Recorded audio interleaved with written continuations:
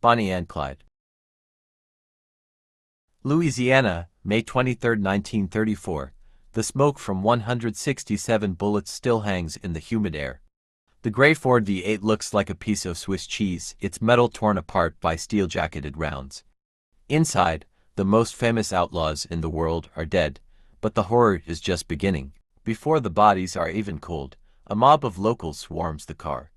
They aren't praying, they are looting. One woman cuts a lock of Bonnie's hair, soaked in blood. A man tries to cut off Clyde's trigger finger.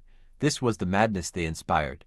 But how did two dirt poor kids from Texas become the gods of the Great Depression? To understand Bonnie and Clyde, you have to feel the 1930s. This wasn't the America of bright lights. This was the Dust Bowl. Massive, suffocating clouds of topsoil buried entire towns. People were starving, living in tents made of gunny sacks. In the slums of West Dallas, the Barrow family was so poor they lived under their wagon for months. For young Clyde, the law wasn't a protector, it was the boot on his neck. His first crime, not returning a rental car on time. The police harassed him so much that he stopped trying to be honest. He chose the dark path because the light path was closed for people like him. In 1930, Clyde was sent to Eastham Prison Farm. This is where the boy died and the monster was born. Eastham was a hellhole of forced labor under the scorching sun. Guards whipped prisoners for the slightest mistake. But the worst happened inside the barracks. Clyde was repeatedly sexually assaulted by a brutal inmate named Ed Crowder. One night, Clyde couldn't take it anymore. In the dark, he crushed Crowder's skull with a lead pipe. It was his first kill. To get out of the labor details, Clyde even took an axe and chopped off 2 of his own toes. He walked with a limp for the rest of his life, a permanent reminder of the price of his freedom. While Clyde was being broken in prison, Bonnie Parker was a waitress in Dallas.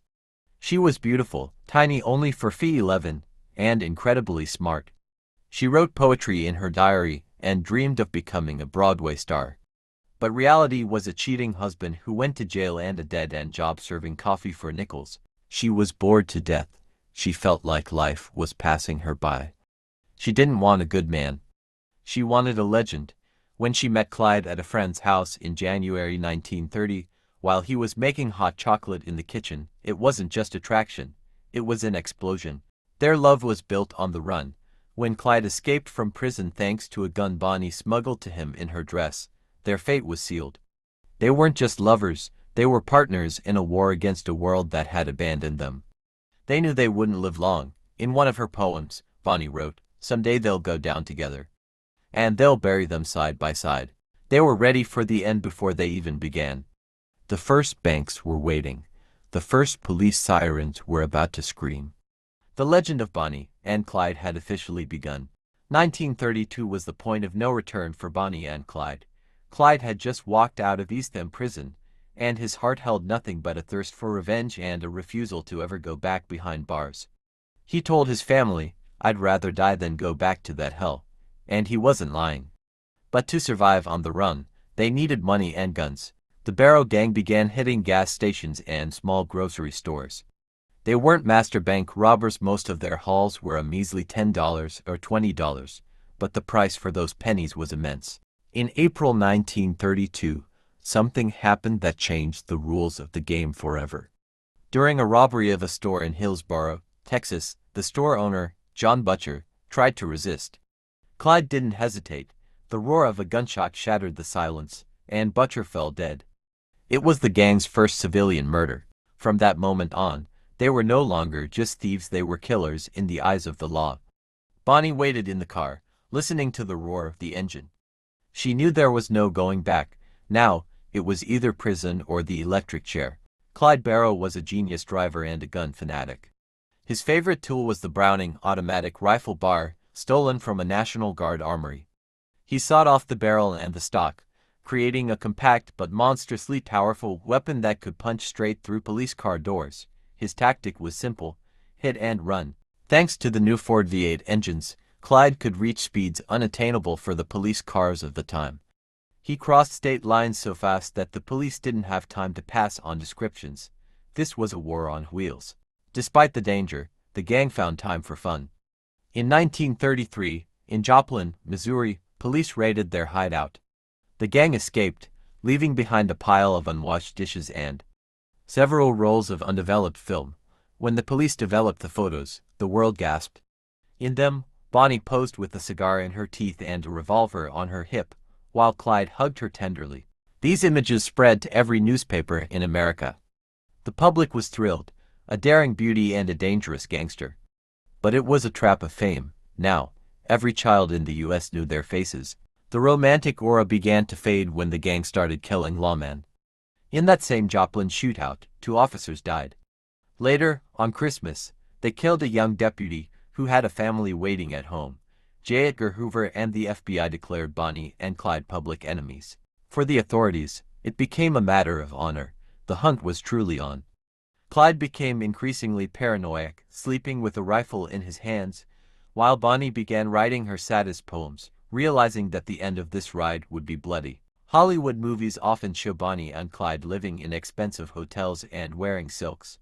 The reality was much filthier and more brutal. They spent most of 1933 in their Ford V8. The car was their home, their fortress, and their prison. They rarely slept in beds, fearing ambushes. Instead, they spent nights on roadsides in the woods, eating cold canned beans and sardines. They changed clothes by stealing them from clotheslines in farm backyards. They smelled of gunpowder, gasoline, and sweat. It was the life of hunted animals, not movie stars. In June 1933, a disaster occurred that nearly ended their journey prematurely. Clyde, as usual, was speeding down a road under construction in Texas. He missed a warning sign, and the car soared into a ravine at full speed, flipping several times. Battery acid poured directly onto Bonnie's right leg. The chemical burn was so deep that the flesh was eaten away to the bone. Her screams of terror could be heard for hundreds of yards. Clyde pulled her from the wreckage, but Bonnie's leg was mangled forever. Until the very end of her days, she couldn't walk unaided, moving either by hopping on one leg or being carried in Clyde's arms. It was at this moment that the true nature of their relationship was revealed. Anyone else in Clyde's position might have abandoned the burden, as a wounded woman slowed him down and made the gang vulnerable. But Clyde became Bonnie's personal nurse. In field conditions, hiding in abandoned barns, he washed her wounds and changed bandages while she drifted in and out of consciousness from pain and fever. Bonnie, in turn, refused to surrender to the authorities, where she could have received medical help. She chose to rot alive next to Clyde rather than be saved without him. This dark devotion made them even more dangerous. They had nothing left to lose. To avoid capture, Clyde developed a system that modern intelligence agencies would call operational security. He knew the maps of the states better than anyone else. He memorized the location of every dirt road, every bridge, and every gas station. His main rule was to cross the state line immediately after the job. In those years, the police of one state had no authority to pursue criminals in another. Clyde masterfully used this loophole in the law. He turned his fort into a mobile fortress packed with weapons. He had at least 3 bar rifles, a dozen pistols, and thousands of rounds of ammunition stashed throughout the cabin so they could be grabbed in a split second. Between shootouts and chases, Bonnie continued to write. In her poems, she predicted their deaths with chilling accuracy. Her most famous work, The Ballad of Bonnie and Clyde, was sent to newspapers. She wanted the world to know their side of the story. She wrote about how they didn't want to kill, but the law gave them no choice. For the American public, exhausted by poverty, these poems turned killers into martyrs. But the noose was already tightening. Texas authorities realized that ordinary police were powerless. They needed a hunter. They needed Frank Hammer. By early 1934, the authorities' patience had snapped. The Barrow Gang had already killed 9 police officers and several civilians.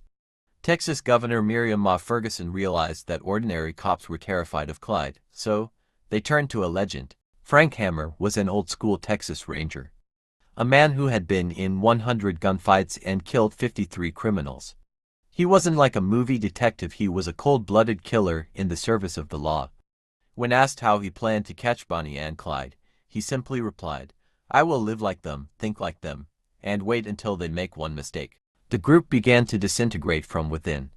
Clyde's brother, Buck, and his wife, Blanche, were trapped in Missouri.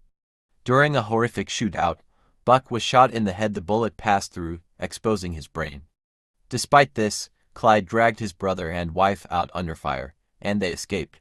For days they hid in fields until the police surrounded them again. Buck died from his wounds, and Blanche, blinded by glass shards, was captured. Clyde and Bonnie were left alone. It wasn't just a loss of manpower, it was the loss of family. Clyde became even more aggressive, knowing his time was running out. Hammer began his hunt. He didn't chase them across every state, he studied their habits.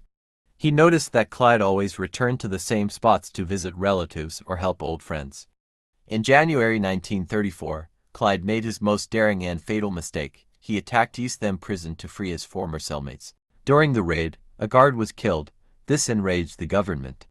Now, all FBI resources were thrown against the Barrow Gang. Hammer was on their heels, literally following the scent of their cigarettes. No one could beat Clyde in a fair fight or outrun him on the road. Hammer knew this, so he found the weakest link. It was Henry Methvin, one of the escaped convicts who had joined the gang. Hammer reached out to Henry's father, Ivy Methvin, and offered a deal, his son's life in exchange for the location of Bonnie and Clyde. Old man Methvin agreed. He knew Bonnie and Clyde would be dead soon, and he didn't want his son in the neighboring grave. The trap was set on a quiet road in Beanville Parish, Louisiana. A few days before the finale, Bonnie wrote her last poem. You could feel the exhaustion in it. She wrote about how the cops hated them, how they had nowhere to lay their heads, and how they both knew what was coming. The end is near. This phrase ran like a red thread through her thoughts. She no longer dreamed of Hollywood. She only dreamed of it ending quickly. Clyde, usually silent and focused, began to show a rare tenderness toward Bonnie, realizing that their honeymoon to nowhere was coming to its logical conclusion. The sun had just begun to rise over the dusty road in Beanville Parish, Louisiana. Frank Hammer and his 5 men had been crouching in the bushes all night. Mosquitoes bit them, thirst tortured them, but they didn't move. They knew Clyde Barrow was a rattlesnake that would strike at the slightest rustle. Clyde saw his friend's father and slowed down. He didn't turn off the engine, he just wanted to ask if help was needed. At that moment, Frank Hammer gave the signal. The silence of the forest was shattered by thunder. The Rangers didn't shout halt or hands up. They knew Clyde always had a loaded bar on his lap. They simply opened fire. 6 men fired 167 rounds in 15 seconds. Hammer's very first shot hit Clyde in the head, killing him instantly. Bonnie only had time to scream a scream that witnesses later described as the most terrifying sound of their lives. A moment later, she fell silent forever. When the cannonade died down, a ghastly silence followed. Smoke enveloped the riddled car. The Rangers approached the vehicle, guns ready, but there was no one left to resist. The bodies of Bonnie and Clyde were literally stitched to the seats by bullets. Inside the car, they found a literal arsenal, 15 sets of license plates, thousands of rounds, and over a dozen firearms. But what happened next shocked even Hammer. A mob of onlookers, gathered by the sound of gunfire, rushed the car. People tried to cut pieces of Bonnie's blood-soaked clothing, stole shell casings, and even tried to cut off body parts as souvenirs. Death had turned into a circus. The families of Bonnie and Clyde wanted to bury them together, as they had asked in their poems. But Dallas authorities forbade it even in death. 20,000 people attended Bonnie's funeral, and 15,000 attended Clyde's. People smothered their coffins with flowers, as if they were saying goodbye to national heroes rather than robbers. For ordinary Americans who had lost everything to the banks, Bonnie and Clyde became a symbol of protest against the system. They were young, beautiful, and free, and they paid the ultimate price for it. The story of Bonnie and Clyde ended on that Louisiana road, but the legend was only beginning. They became heroes of books, songs, and movies. We remember them not for their crimes, but for their desperate, doomed love. They lived fast and died young, leaving behind only smoke and the scent of gunpowder. As Bonnie wrote in her last poem, they don't think they're too smart or desperate. They know that the law always wins, but they'll go down together. And in that, she was absolutely right.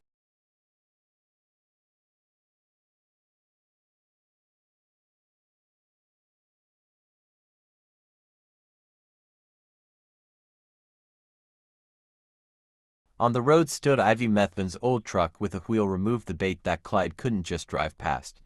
At 9:15 a.m., The roar of a powerful Ford V8 engine was heard. The legend was approaching its finale.